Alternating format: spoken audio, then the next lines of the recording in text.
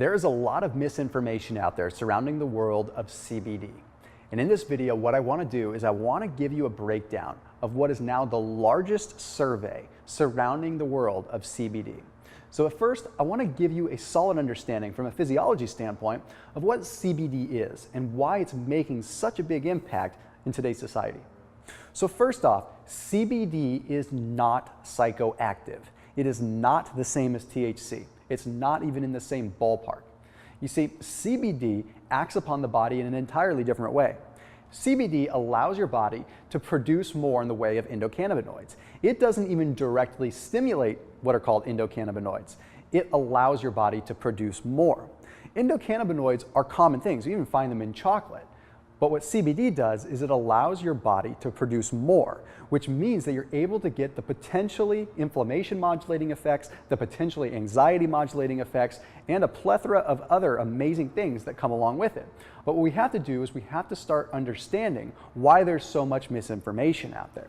You see, a lot of this started because in 2014, the Farm Bill was passed. The Farm Bill allowed farmers to harvest hemp, and also allowed farmers to harvest some forms of cannabis, depending on the situation, depending on the state and the territory. But what ended up happening is the United States Drug Enforcement Agency is still enforcing even CBD in hemp in the same fashion that they would enforce cannabis, which is marijuana. So it's a little bit of a confusing situation because in reality, CBD comes from something completely different. And in this world, there's something known as hemp-derived CBD. Hemp and marijuana plants are two entirely different things. In fact, there was a recent US populational survey that took a look at this, and they found that 47% of the US population didn't even know what hemp-derived CBD was. The fact that you can get CBD from hemp, which is closely related to marijuana but is not, is pretty darn amazing. So let's get right into this survey because I found this extremely fascinating, and I think it clears up some of the misinformation and at least helps people understand what can be achieved when you utilize CBD in a proper way. So this survey was called the Brightfield Survey, and it was conducted by the Brightfield Group. Now the Brightfield Group is a large market research group that looks specifically at actionable data in the world of cannabis. And they conducted this survey on 2,400 people. These 2,400 people were members of a large online community known as HelloMD, which consists of 150,000 members that are all either patients or experts in the world of CBD. So there are some key findings with this group, and I want to outline these first before I get into some of the other specifics. Some of the largest findings from this Brightfield survey were that 42% of those that were using CBD products were able to stop their prescription medications. That effective.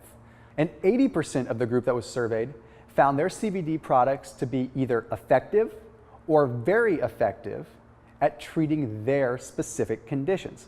And conditions varied widely, ranging from things like anxiety and depression all the way down to joint pain. So when they looked at this survey, they broke it down into 4 different types of CBD. There was the traditional hemp-derived CBD. Then there was cannabis-derived CBD, which is CBD that's derived from a slightly different plant. Then there was what is called CBD-dominant CBD, which still had 5% of THC. And then there was THC-dominant. So out of these 4, the hemp-derived CBD and the cannabis-derived CBD ended up having between an 82 and an 83% effectiveness rating amongst those that were surveyed. So out of all those groups, the hemp-derived and the cannabis-derived had the biggest effect on treating people's ailments. But out of all of these different groups of CBD, less than 3% of those that were surveyed found them to be ineffective. But where things really start to get interesting is when people started comparing their CBD to their over-the-counter medications and their prescription medications. So of those that were surveyed, 66% of them found their CBD products to be more effective than over-the-counter medications for whatever ailment they were looking to heal from. Then 52% of those that were surveyed found their CBD products to be more effective than their prescription medications. This is some really profound stuff. And when we start to understand the science and how CBD isn't even the same as the traditional psychoactive marijuana, we can really see that this plant could have some very powerful effects on our future and even the future of medicine. So I encourage you to check out CBD for yourself. See if it's something that works for you. I can't tell you one way or the other what's right or wrong, good or bad.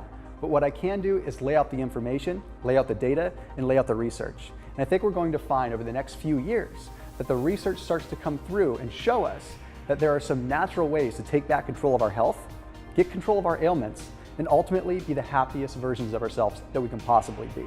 So make sure that you do your due diligence. Make sure you don't throw CBD under the bus just because there's so much misinformation out there.